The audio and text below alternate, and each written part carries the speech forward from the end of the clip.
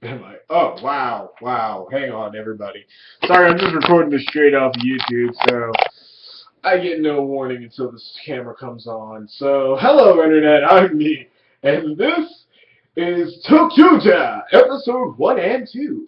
I did my first impressions on ToQGer, promising an actual edited episode, but that was until I actually got a new job, and that new job has put a lot of excitement into my life. Um, Also, I've just been incredible busy. I got a lot of stuff to do. I even got a new cell phone because my old one, well, yeah, I don't know if you can see that, but yeah, it is fucked up to shit. Yeah, but hey, finally got done being able to watch the sub versions of ToQger, not KyoUger, ToQger episode 2. And what do I think about it so far? First episode was very meh.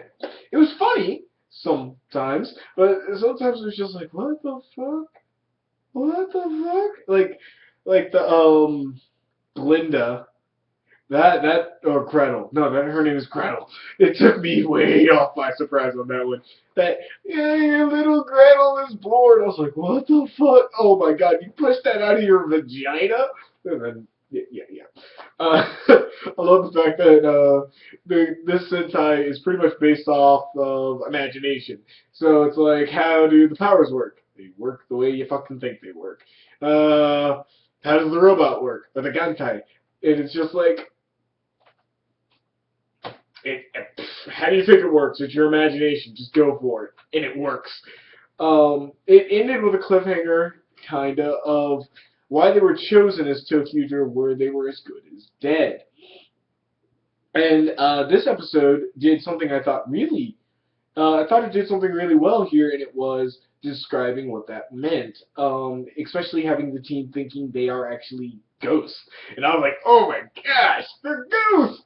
I was about to say, wow, this took a dark turn like that. Move over, Kamen Rider Gaim. But no, again, we don't really get 100% confirmation on what has happened to make these guys the Chokuger.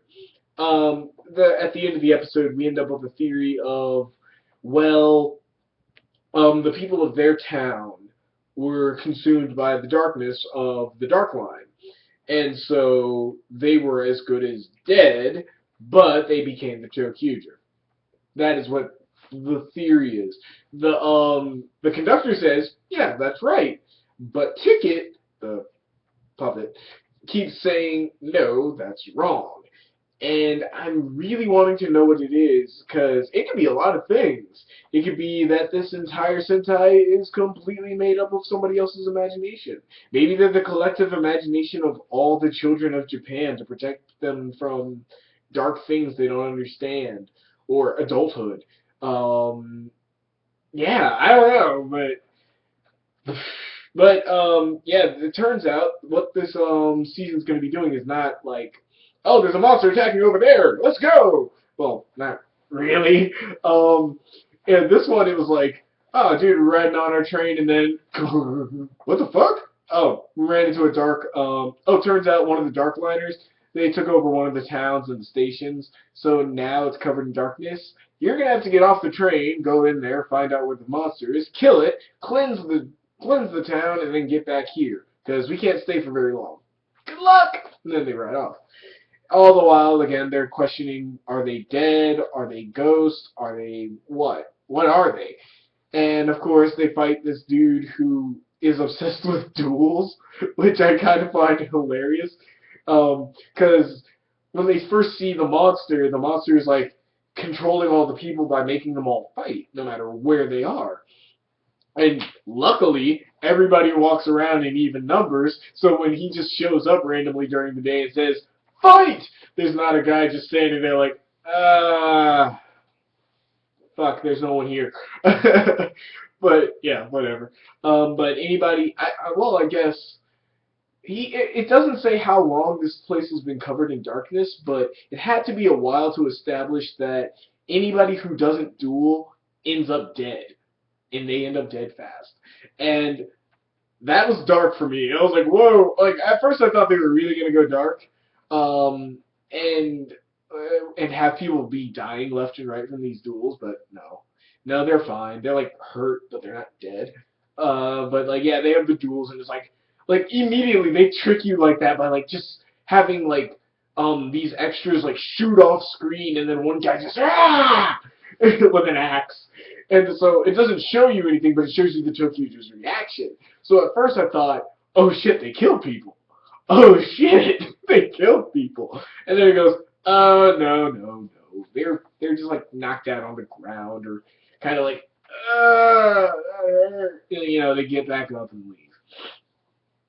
But yeah, so the ToQger fight, a couple of comedic points, not as many as before, but this time it was like, when they henshin, it says stand behind the white line, and it creates a circle, and they go, and of course because it's a circle, the monster's like, wait, but which side is which side is behind?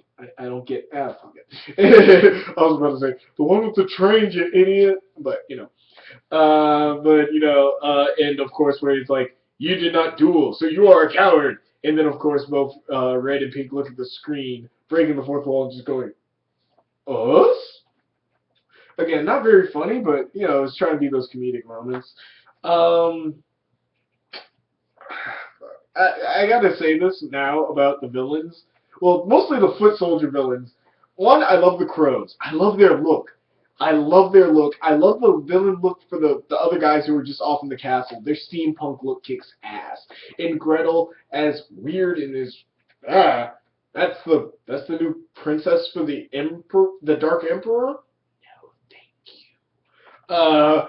Even though she looks freaky as shit, she seems pretty cool, and of course has a crush on one of the generals. Okay. We might be getting some nice interplay, like in the ToQGer series, or in ToQGer, or any Super Sentai, because Power Rangers doesn't do that anymore. I'm sorry. I'm sorry I have to bring up Power Rangers, but man, they got rid of all the interplay between the villains. I really miss that. Anyway, um, shit. What is it? What else? Fuck. The crows look cool again. Everyone's fashionable except for the ToQGer. Everybody's fashionable except for the ToQGer. But again, the ToQGer are told, you didn't duel, so you're cowards. We'll fight, and they kick ass, of course. And one of the most surreal moments I've ever seen. Because I've never thought of this, especially for like a Super Sentai or a monster series, is when a monster's holding a bunch of people hostage and making them do some sort of sick game. Hell, I've seen this in some anime, and they never explain this. Like, whoever stumbles into that situation is expected to just follow the rules, right? And if they don't, they're getting punished. And of course, the Red Ranger or Right. I don't know why I want to call it. That's a weird name, Right. Anyway, Right just says, yeah, but we just got here. There were no rules posted. How were we cowards if we didn't know the rules?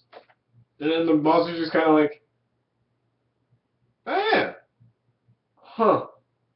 I didn't think of that.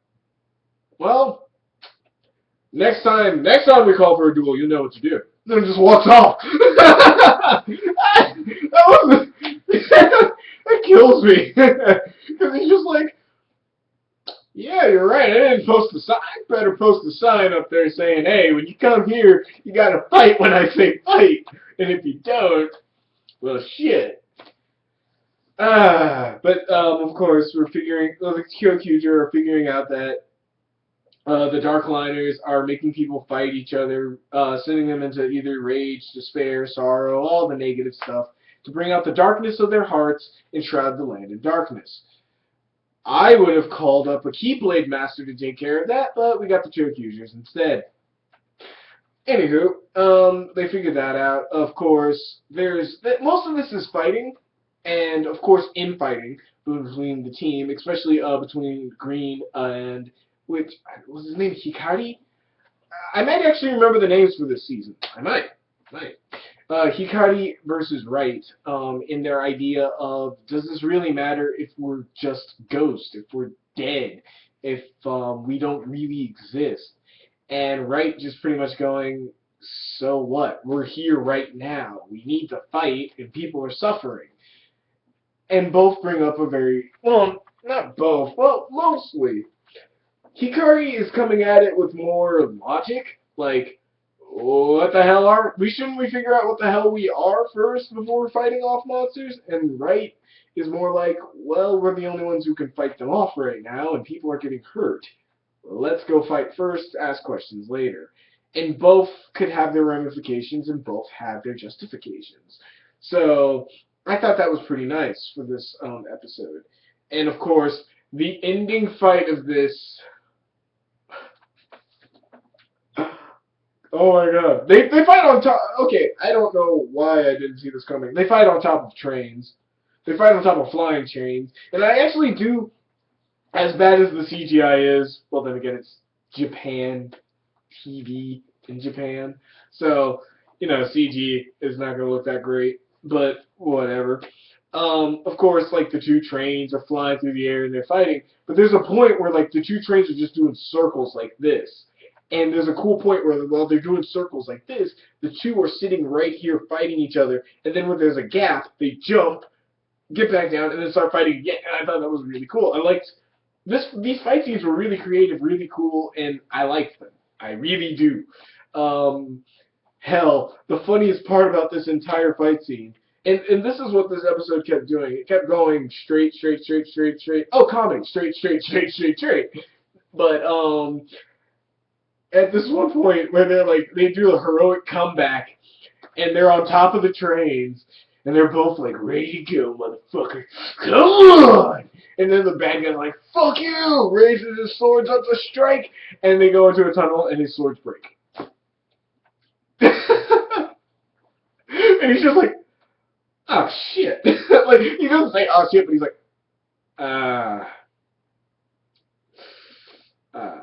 and then the referee is like, and then it cuts him in half.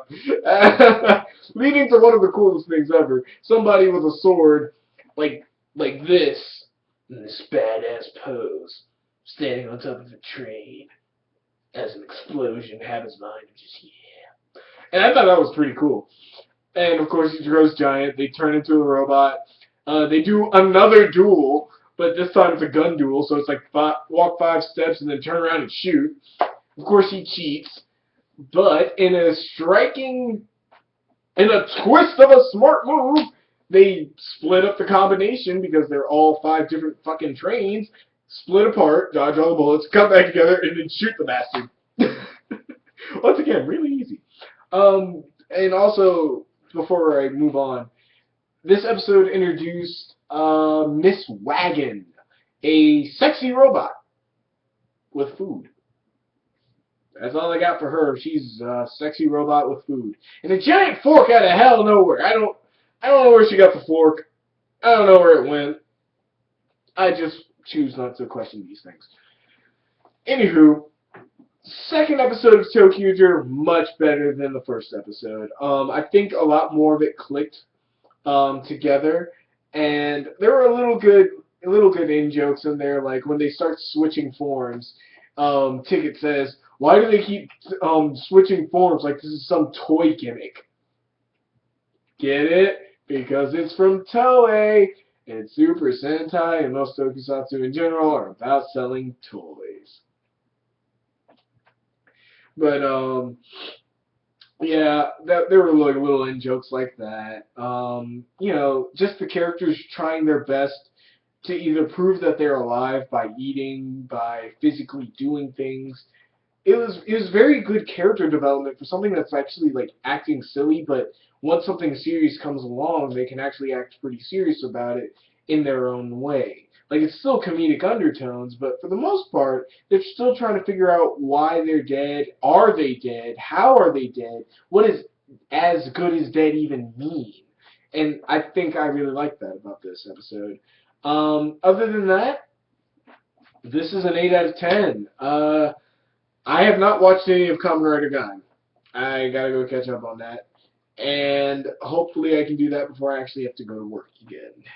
And good God, work fuck, man. Never deliver shit. You'll be up all night. So until next time, y'all. Peace.